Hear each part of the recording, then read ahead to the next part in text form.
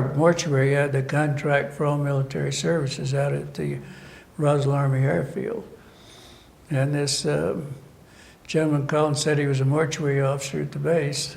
He needed some information. And I said, what do you need? And he said, how many hermetically sealed infant caskets do you have, 3.5 to 4 foot in stock? And I said, we don't have any.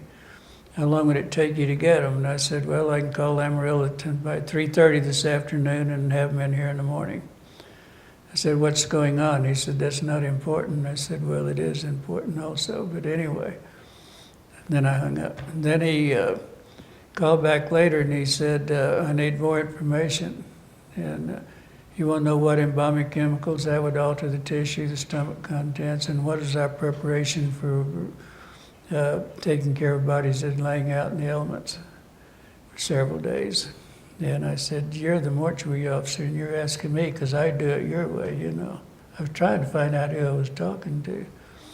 But there again, I was very stupid and I hung up again. And so, but anyway, later on in the day, I got an emergency. We had the only ambulance business in Roswell at that time. And this airman was riding an old Indian motorcycle and he hit the back end of a farmer's trailer out here going into the gin. And so when I arrived at the base where I usually back up to this ramp and unload the patients, there was 3 field Army Air Force ambulance backed up against the ramp. And so I had to swing around. But anyway, we were walking up the ramp and I saw a lot of debris. And so when I got in and checked him in, got all the vouchers and everything signed, I said, this captain there, and I said, sir, it looked like we had a crash. I need to get ready for it.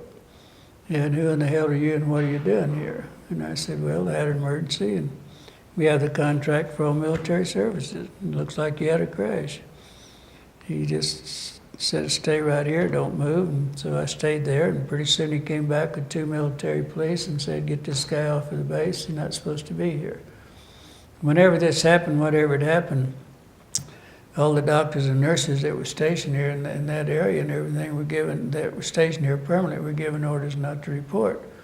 Because my understanding and everything later on that came that the reason for that being that these were all specialists and they were all sent in from Wright-Patterson. And so anyway, what he wanted to know from me, I had seen evidently I was involved in things that I shouldn't have been involved in. When you said you saw some debris, could you go back and... I saw that, and that's what started it. But what he really wanted to know later on, see, I knew this nurse, and this nurse, she didn't get orders not to report either because she was going to join the St. Mary's Order, and our hospital was the St. Mary's. And she would come up like on the weekends and not go back until, till her weekend started again, and she'd go in. When she went in to sign in for her next tour of duty, that's when they were in this supply room, and there were 2 pathologists. I understood they were from Wright-Patterson. They were not doing an autopsy. They were examining what was brought in from the Roswell crash, what we call the Roswell crash. And the reason that she started out the door, and then they said, Lieutenant, we still have to have some help. And this is what you're going to do. And they wanted her. And so they'd take a forceps and turn a hand. She'd say 4 fragile fingers, so many centimeters, and all this kind of stuff. And she said she wasn't in there over 20 or 30 minutes at the most. And all their eyes and it started burning in their skin. They were feeling it was getting real warm and real hot. So that's when they just immediately, they had no idea what they had. The 2 pathologists said there wasn't anything in the anatomy books, there wasn't anything in what our medical schools, they had never seen anything like this. And that's immediately after that they were put in these pouches, put in a hermetically sealed container and flown directly to Wright-Patterson. And she actually described for you what they looked like. Yeah, when the MPs were taking me out down the hall, that's when she came out of this supply room with this towel over her face, and that's when she screamed, Glenn, get out of here as fast as you can. Then I met her I kept calling, and I met her the next morning at the officers' club in a conference room, and that's when she gave me a little diagram of what they were going on, what they look like. And it looks like what you see today, most of the little diagrams, you know, the 4 fragile fingers and the long arm, real short joint, the large eyes. She said the heads were almost completely demolished, but they could see.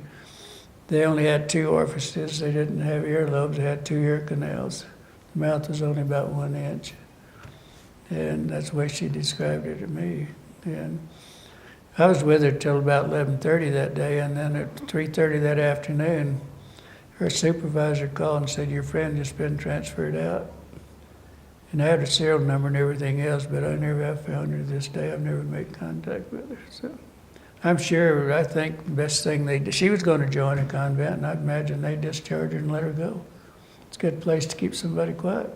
And he came up to me and he was punching me on the shoulder, just lightly. I mean, he wasn't rough or anything. And he just said, "Look, mister, you don't go in and start any rumors and Roswell's. Nothing happened out here." And he said, "If you do, you know, it'd be real serious problems." And so I just, being as my character was at that time, I said, "I'm a civilian, you can go to hell." And that's where he said, "You may be the one going to hell." And then that's when he really told me, he said, "Somebody will be picking your bones out of the sand if you do that." So it didn't look like a plane crash. It didn't look like aluminum or you burn aluminum, because I've seen a lot of that in stainless steel. But what it looked like, of course, it didn't have any in those days. What it looked like more, it was a real light gray, almost a white. And some of it was a real dark gray, but it looked more like what fiberglass might look like today. And it wasn't dent or anything, and there wasn't any dents, but what it was is in pieces looked like it'd been twisted and shredded and all this kind of stuff. But I didn't see any real sharp dents. Of course, I didn't stand there and look at it either, you know. It's just what I noticed on the way going out. But I know it was very thin. I could see that it was very, very thin. I didn't want to embarrass my family for the first place. Next thing, being in the mortuary business is not an easy business. And I didn't want to embarrass the funeral home. I didn't want to embarrass, my father was an old contractor, and I didn't want to embarrass him, because if I'd have come out who was an alien, you know, and all this back in those days, hell, they would have laughed me out of town. My folks knew. I thought it would be very embarrassing. And I didn't want it. Mainly, I idolized my father, and I didn't want to embarrass him, because he and I was very, very close. And I was told, one of those sergeants out there said, "Well, let him go. Hell, nobody's going to believe him anyway. Nobody's going to believe this anyway." So, but that didn't have anything to do with it. It was my family that I wanted to protect, and the funeral business. He was scared to death, he says, but he managed to take a tumbleweave and throw under it when it was faded, when it was gone, just to see if he was hallucinating or if it was real. It came back again. He says that he touched it. It was cool to the touch on the side. He says when it disappeared again or went back out of phase again, the tumbleweed was crushed, so he knew it was physical.